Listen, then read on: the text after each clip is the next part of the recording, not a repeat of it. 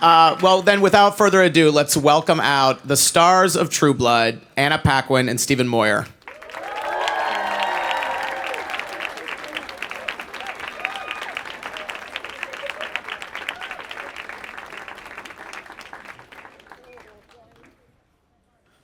Hello, welcome.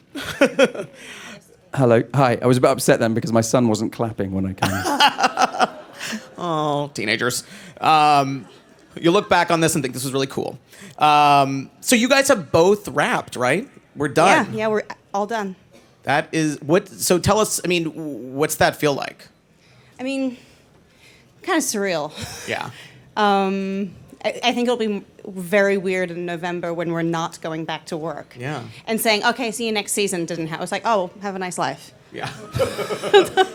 That was it. Actually, it just felt like an ordinary, normal ending of the show, but those people will never be in the same room together again, and that was tough to walk away from. Yeah.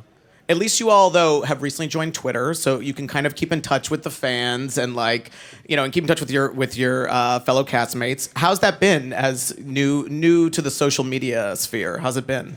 Well, I climbed out of the cave. It was friendly. Yeah. So I'm kind of, you know, cautiously saying it seems really fun. Yeah. I kind of get it now. I don't know if I'm very good at it yet, but I'm enjoying it. Yeah. I think she's really good at it. Have you been looking at her stuff? I have. I know. I saw you today. You were in bed today. I saw you wake up this morning. Isn't that weird? That's weird. Sorry. Well, Sorry. you know, people Sorry. always post these. I think selfies is actually a real word now, right? It is correct. Okay. Yes. Please, of them, yes, of course. oh, I just happened to wake up looking really fabulous. I'm like, I did not. I'm like, that's actually no makeup. Yeah. But I did do it in black and white, so it's kind of cheating. So you can't see how blotchy I look first thing in the morning. No, you look good. You look good. No, but Stephen, you're an incredible photographer. So you need to start like putting these on Instagram and Twitter. I've actually been really enjoying Instagram and one of the things that I am trying desperately not to do, because the first couple of things that I did was I found myself sitting in front of food that I liked and I suddenly am a valley girl taking a picture of every Starbucks that I've ever had. And so I stopped doing that pretty quickly when I was reading the... So what you mean if a latte happens and there's no photo of Instagram on it, did it really actually happen? But you are also from Twitter, I know this. You're a huge soccer fan, right? So what was World Cup like? Oh, football, sorry, football. What was the World Cup like at the Moyer Paquin house? Was that like crazy? Was it like Super Bowl Sunday? What was it like? It was perfect because every single game, it sort of starts at 7 a.m. in the morning in LA, and then there'd be another game at 10 o'clock, and there'd be another game at 1 o'clock. And I'm running around after these little toddlers going, watch and learn. Because I am pretty obsessed with it, yeah. Were you happy with Germany's win? Are you excited that they pulled it off? Not that you guys want to talk about football, although I'm happy to do so for the next hour.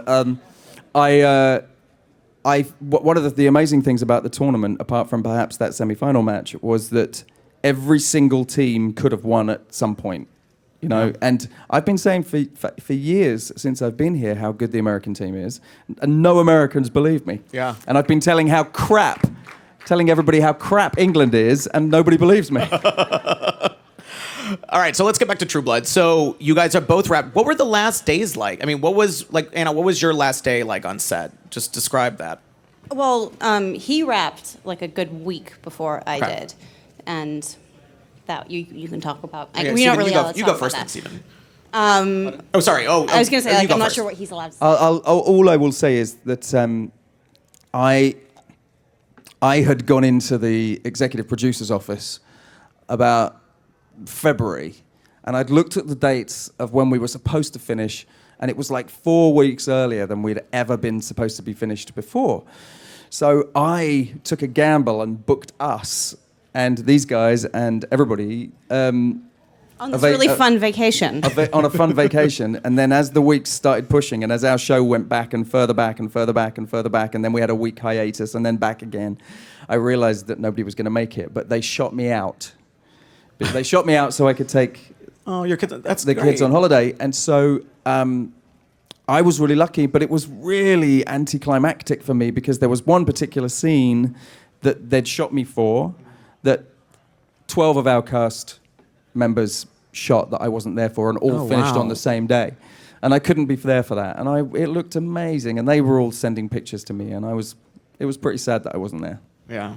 Sad in a you got to go to the ranch in Montana and ride the horses kind of way. And you were working. Sad face, yes. Yes. But Anna, how was it for you, your final day on True Blood? Well, my final day was not the day that like every single member of the Screen Actors Guild got picture wrapped. Right.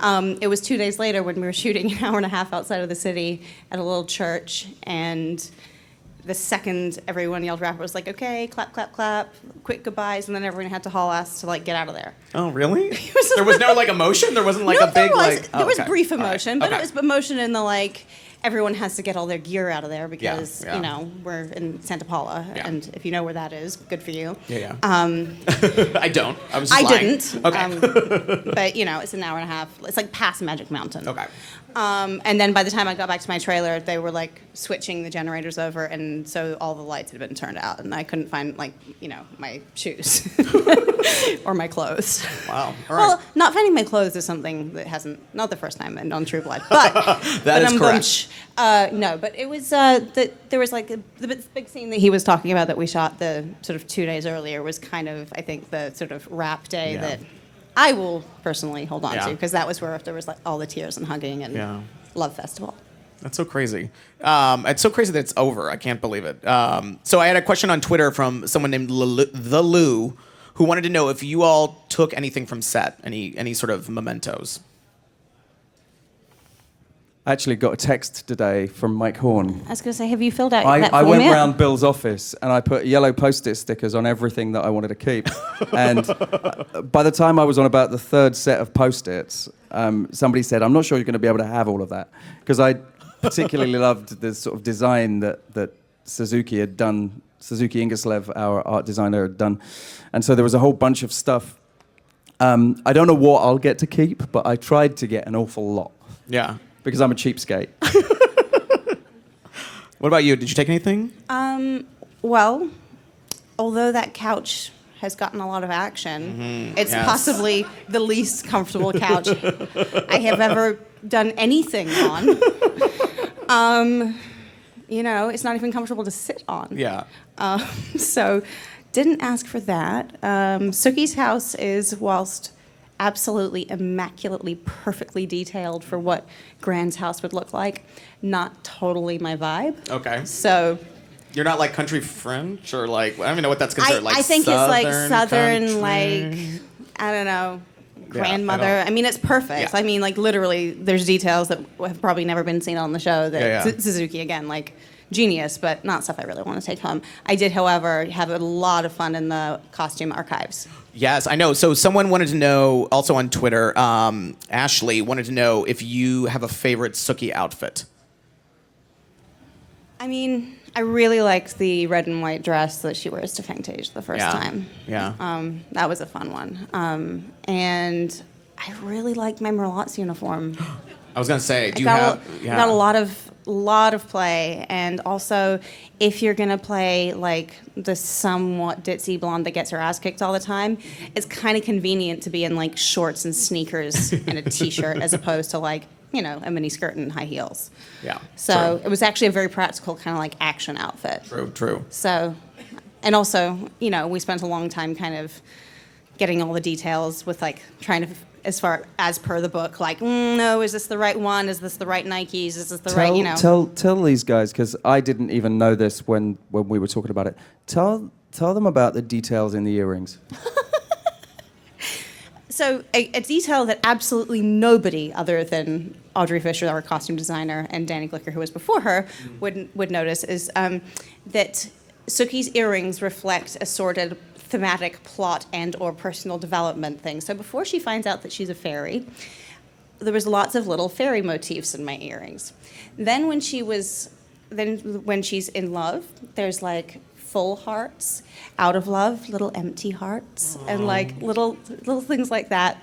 Every single one of them reflective of something happening in the plot. But again, tiny details that we geek out over, but nobody, I'm sure, really cares. No, they all care. Something to go back and watch. over all those 6 seasons. But wait, the red and white dress, wasn't that ruined by Long Shadow though? No, that was a it's white not. dress. Oh, that's the white dress. Okay. Because I wanted to ask you, because I don't know if people know this, but you love the gruesome stuff. I really do. Anna loves the gory stuff. Like I love the story about when Stephen stakes Long Shadow in the first episode or first season at Fantasia. Tell the story about what Brian Buckner, who's the new showrunner. Bucky, who's now our showrunner, who's been a staff writer and producer since the beginning, wrote the episode where Long Shadow tries to, I guess, fly through the air and, I don't know, eat me? What was he going to do? Sure. I read his mind and he You don't read his mind, you read... Sorry, I read... The staff, one of the girls who's the staff. Okay, so he wants to kill me for reasons that I'm a little blurry on right now. But he gets staked by this guy here, literally like all over me, which at the time kind of entailed him having this rig that looked like a fire hose connected to his jaw with... The way they do that for the geeks amongst you who are interested is that they run a hose up the side of here, and it comes up the side, is taped around the mouth like this. But then there's like a big opening. And then there's an opening here, which means that of course you have to shoot it from the side. So when you're shooting like this, and they've got their mouth open, it's actually gushing from the side of the mouth. But the stuff that's coming out is like an assortment of like little chunks of weird like boiled latex and like little children that we didn't want, things like that. Yeah, the ones we chucked away. Wow. So, we get one shot at this, because otherwise the cleanup's going to be a little epic. Right. And so I wanted to make sure that, I gave him everything he wanted. And so I asked him, it was like, eyes and mouth open or closed? And he looks at me and he was like, open? I was like, okay. It was love at first vomit. I know. Wait, so Stephen, are you the same way? Do you love like the gruesome stuff? Like, when you sort of reemerge after you kill Lilith at the end of season 5, and you're like full on naked, and you're covered in blood. Was that a fun day at work for you? Day? That lasted forever.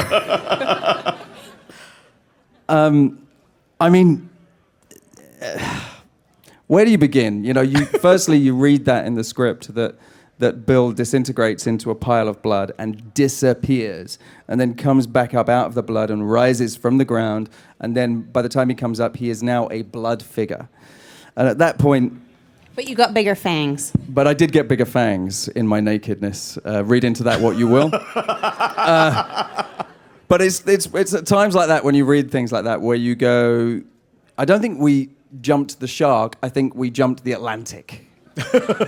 And but you have to do it, and that was a day in particular at the end of season 5 where I wanted, literally covered in blood head to foot, and I wanted some kind of cover for the man arena, and so I got anybody who saw the show and saw Lilith in her blood naked everything will know that she was covered downstairs. And au naturel. Yes. And so I got the costume department to build me what can only really be described as a kind of raccoon. Oh. And so when I turned up on set that first day, when everybody was expecting big blood scary Billith to arrive, there was me covered in blood with this little sort of big squirrel. And then of course in the beginning of episode 1 season 6, I was directing that episode, and I had to direct Anna and Skarsgård completely naked, head to toe, covered in blood with my... By that time it was a velvet... The costume department had made me a velvet codpiece. So. Where is that now? The Smithsonian? Where is that? Where are we? Is that here? Is it at the? Yeah, where did we? I think I'm going to be auctioning that off at some point. Okay, yeah, I like that. It's actually a trampoline in my kid's yard. Oh, will you stop? Oh my God. I mean, how much pressure do you guys feel on delivering like an epic final season? Is it? Do you feel the pressure? Or do you feel like it's the writers? I mean, are you able to separate yourself? Well, I mean, it's a group effort. I mean, we're all a team, and obviously we don't have control over the specifics of the plot or whatever, but they are as much relying on us to, man up and give the performances that they need as we are on them to give us good material. And it's been a really harmonious relationship and partnership these years. And there's a lot of pressure. Yeah. What about you, Stephen? I mean, I think that we are deeply aware how much the audience want it to be good, and also we want there to be a resonance about the final season that people take away with them, and it makes them look fondly back at everything that's gone before. So I think that there's a number of storylines that we try to... Is everybody up to speed? Yeah. Ish, because I don't want to do any spoilers. So, but the point being that, this upcoming week, things start shifting, and it becomes, you have to get rid of a lot of the plot to be able to concentrate on the character stuff, and that plot is hangover from seasons before. So you've got to kind of discard all of that stuff and get rid of that stuff before you can move on to the emotional character arcs. And that's something that I think we all agreed on, that would be something that we thought would be a great way of ending it, to make it about the people. Yeah. I mean, so there's only a few episodes left. A lot of people on Twitter wanted to know, will Bill and Sookie be together? I mean, you can't really... And obviously, we're going to tell you exactly how that turns out right now. As long as you don't tell anyone. Don't tell anyone, yes, but... Yes. I mean, when I think about it, what are they going to do? Fire me? Yeah, I know, exactly. That used to be the reason I was really scared about ruining things, was like getting fired. But yeah. I think we were all effectively fired like last week. We're on welfare now, yeah. He is obviously kidding. But what can you say about the final, we're about almost halfway through these final batch of episodes. Can you say anything? Nothing that's going to be interesting. I mean, I can give you some long-winded sort of euphemistic, thing about like wrapping up loose ends and stuff, but I think everyone here is smart enough to know that just means I can't tell you anything fun. Mm-hmm. True. So obviously there is resolution to the Sookie and Bill storyline that's been set up since the first episode of the series, but you'll have to watch. Can you say, will there be more big deaths? Because we've already always seen... more big deaths. Yeah. I mean, this year our body count is, pretty epic. It was quite interesting, actually, because I joked at some point during season 4 or 5 that our table reads were like the cast of Ben-Hur. I mean, it was like this. Everybody would crowd into this room, and as this season has gone on, the space between the chairs has got bigger and bigger and bigger until you've finally got elbow room. The last table read, there's like, so I can final actually... table read, there's a lot fewer people by episode 10. So, yes, lots of people die. All right, let's show a clip. We're going to show a clip from this week's episode. You guys have had a lot more scenes together this year, I feel like. Is that fair? Yes. Yeah. Is that nice? Like, as a married couple, do you want more scenes together at work, or are you like, oh, get me away from this person? Well, I mean... I see enough of you. I mean, obviously, he's really, really unfortunate, which is why I married him, because I don't want to spend any time with him ever. No, it's actually kind of a bummer, the seasons that we are on totally separate plot lines, because that means if I'm working, he's not. Yeah. Which means, you effectively don't see each other for, 6 months, which, I mean, I'm not going to speak for both of us, but I don't particularly enjoy that. No pressure. Ditto. No, I've been incredibly lucky on this show to get to work with the Mrs. and Deborah Ann Wall, who plays Jessica. And so my first love interest was Anna's character, and then obviously it then became this daughter, and Deborah and I were very close. So those two actresses are unbelievable. I got to do an awful lot of stuff with Skarsgård, and those being my big, and of course Mariana Clavano, who was my maker, Lorena. I mean, unbelievable quality. And then that whole season that you got to have every single scene with Dennis O'Hare.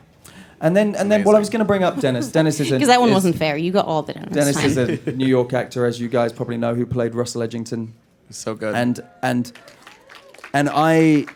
I literally, and I said this the other day, I think I said this in when Tim interviewed me. We take Tim everywhere with us. Yeah, Tim's our resident moderator. He lives in our guest house. It's really cute.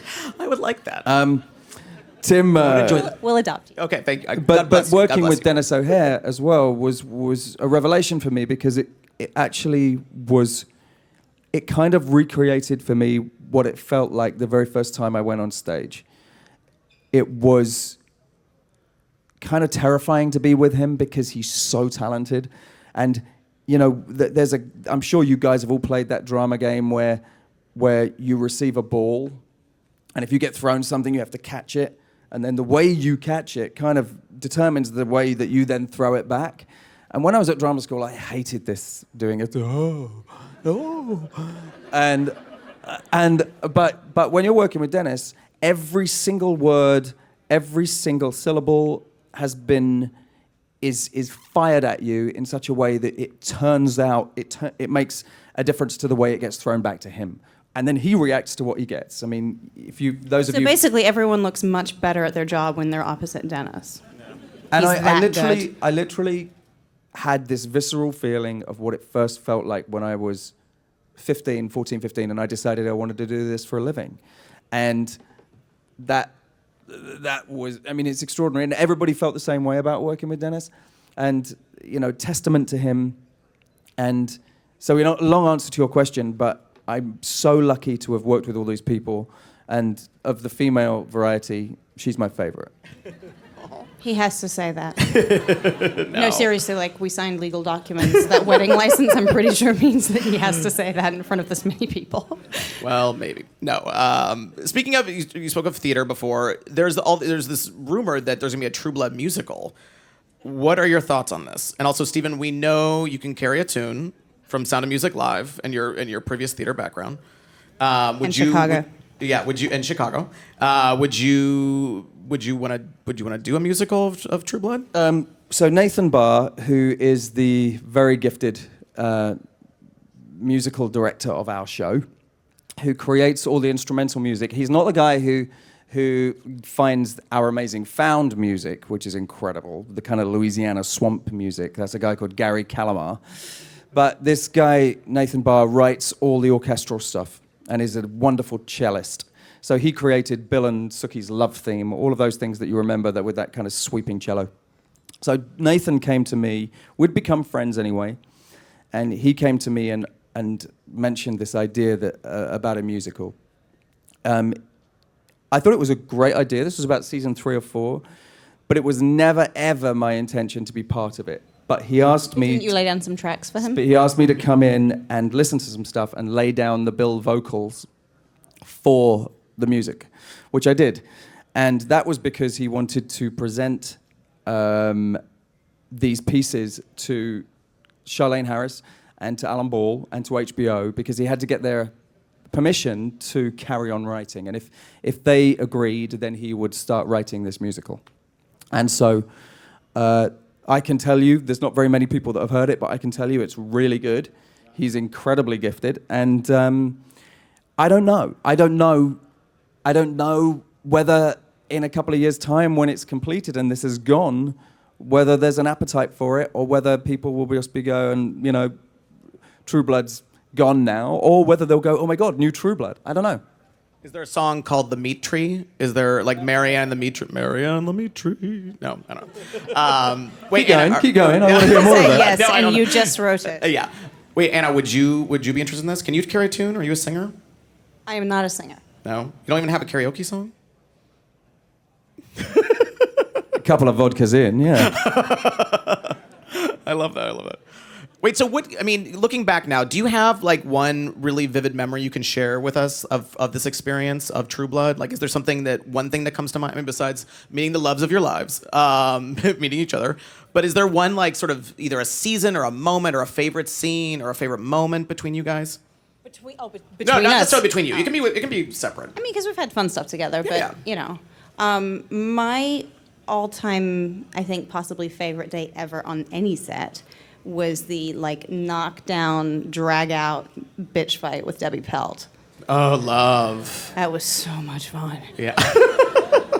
And Britt Morgan, who played Debbie, had, prior to our first stunt rehearsal, never in any context thrown a punch, and did an amazing job. And her amazing double, Stella, and my double, Heidi Pasco, who did the stuff that, they really didn't want us to do, like smashing chairs over each other's heads.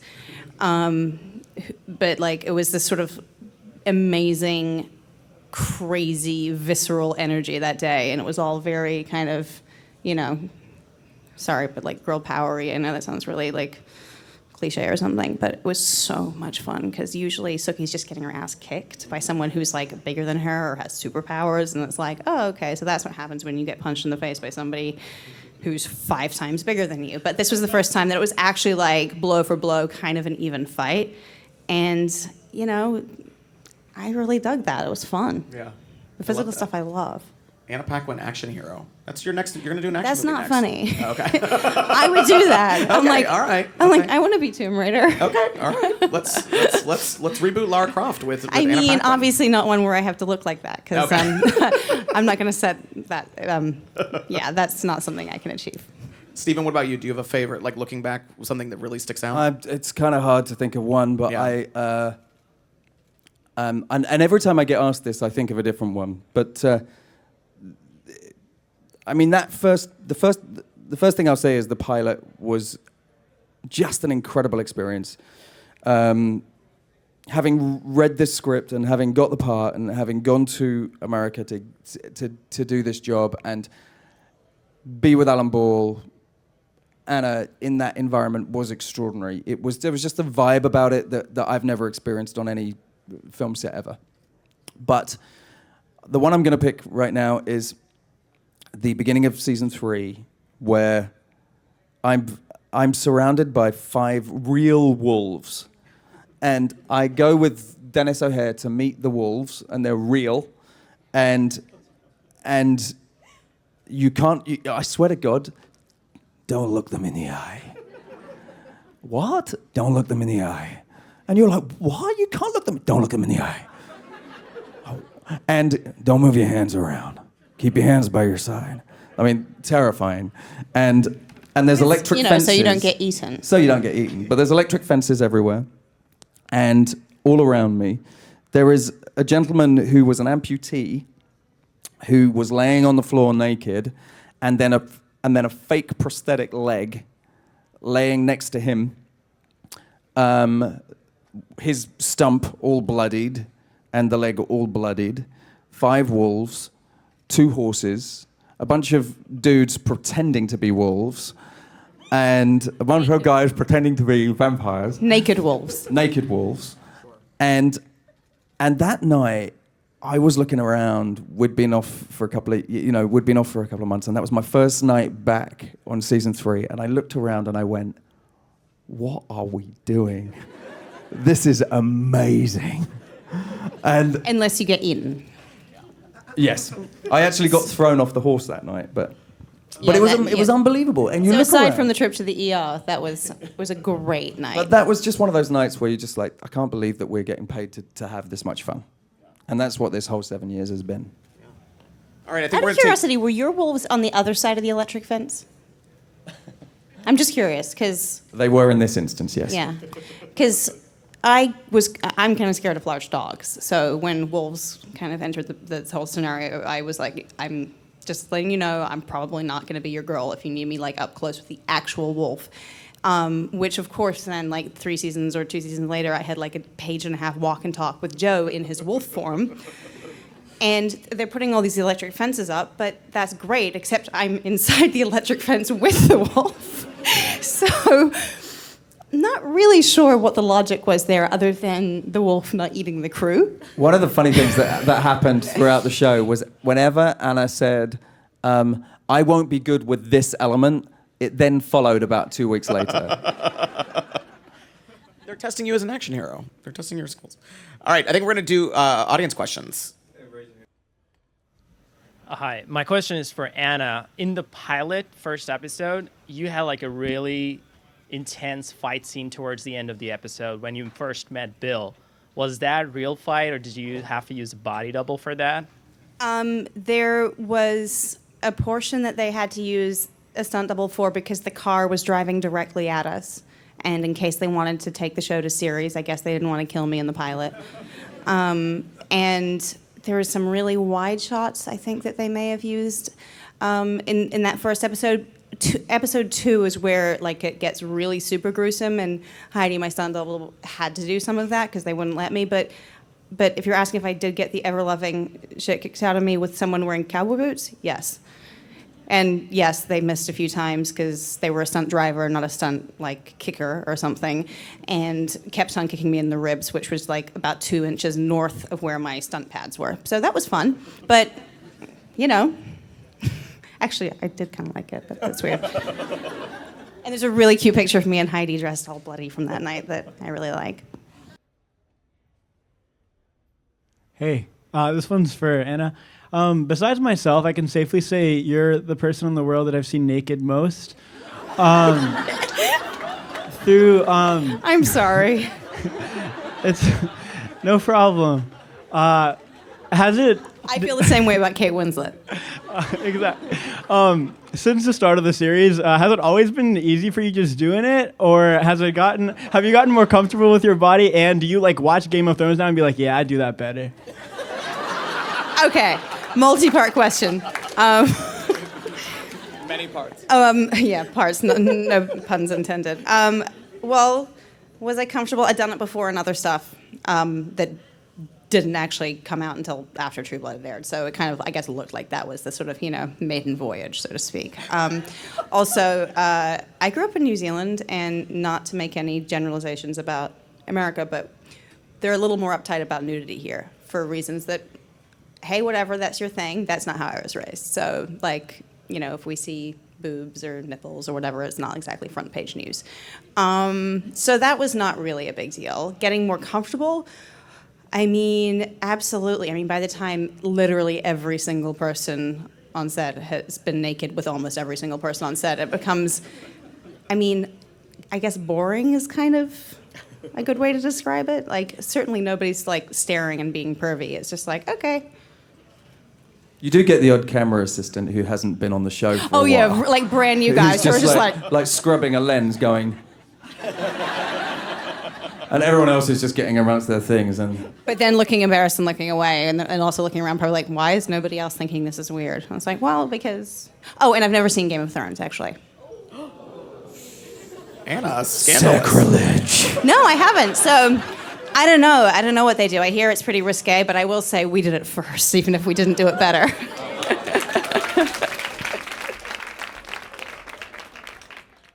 Anna, what's the difference from playing Rogue on X-Men, who literally touches people, steals their powers, memories, and probably their lifespan, versus playing a fairy who just blasts a beam of light from their hand and just randomly reads the closest mind or whoever's mind you want to?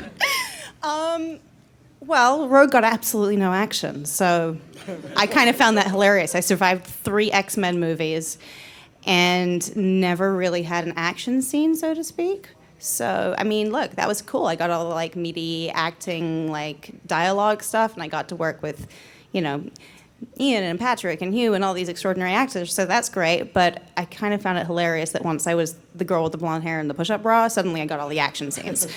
But, they're both fun in different ways. Hi, how are you? By the way, Anna, you're so gorgeous. By the way, your husband's here, sorry. But my question, you won the Oscar like 20 years ago for piano, right? Yes, yeah. I'm just trying to do the maths. Okay, yeah. It was like I was 11, I'm turning 32 next week. 93 or 94. But anyway, you are wonderful. I love the movie. Thank you. So my question is, where do you keep the Oscar trophy? Thank you. That's my question. Every 15 times I get asked that, I feel like I have to move it so I can have a new answer because I get very bored of listening to myself saying the same thing. He is currently sitting on our kitchen counter because this last Oscar night, my makeup artist and I put eyelashes on him.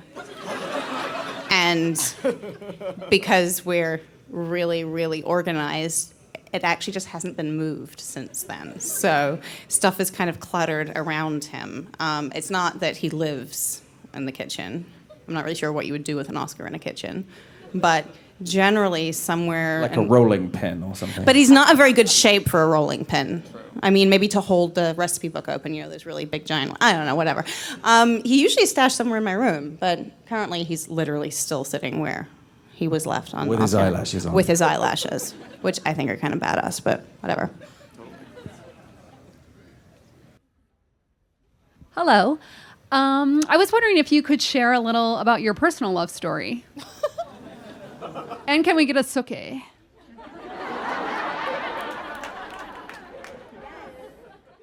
Please?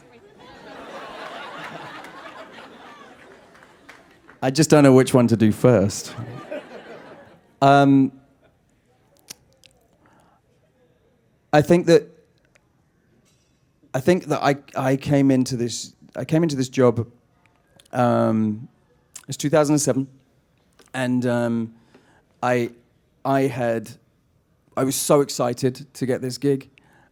It's funny how these things happen, but I'd walked away from America at that point, not because I didn't love America, but because I'd been over and done many, many jobs, and I'd done a pilot for Fox that long story, but didn't end up happening. And at that point, I just went, I'm done. It's all good. I'd just been in Australia for a long time and doing another job. Hadn't seen my kids for a while, and I just felt like I've got to go back to London and I've got to be around them, and I'm not going to do it.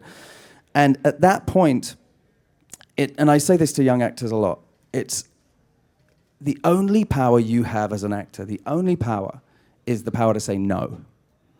And it's really hard to say no when you're unemployed. Or an actor in general, because you've got bills to pay, you've got schools to pay for, you've got et cetera, et cetera. So I, at that point, started saying no. And the more I said no, the more offers came, until finally this job came. And this job, when I read it, I knew was different. I knew it was better than anything else that I'd read for ages and ages and ages. And I ended up back in LA doing this job. Massive decision, because it meant going to America. And, my kids were in London, and huge, but I knew that this would change their lives. What I didn't know was that it would lead to this as well. I had no clue. At that time, I was by myself, I was on my own, I was going to America, and I was doing this thing. And it was very much about providing for my kids and home life and looking for their future. This was just like an extraordinary bonus that I absolutely did not expect. And when that happened, everything sort of slotted together. This job that was the thing that I'd been looking for got tripled and quadrupled, and it was unstoppable. And that's how I met Sookie.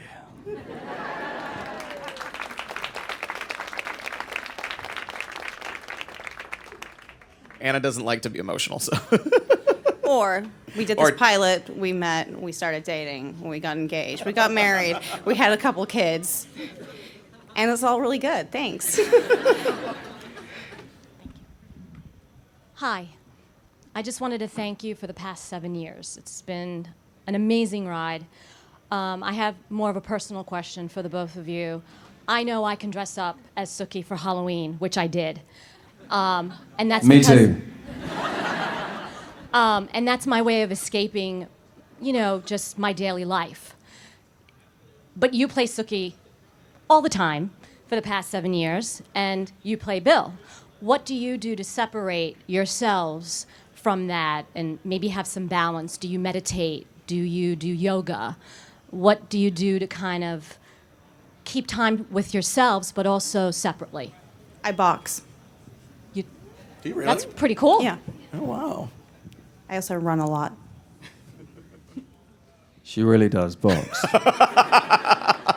This one actually trained for quite a long time with Freddie Roach, who, if anybody knows their boxing, is Manny Pacquiao's trainer. One of the perks of working for HBO was being hooked up with some training with him. That was so cool.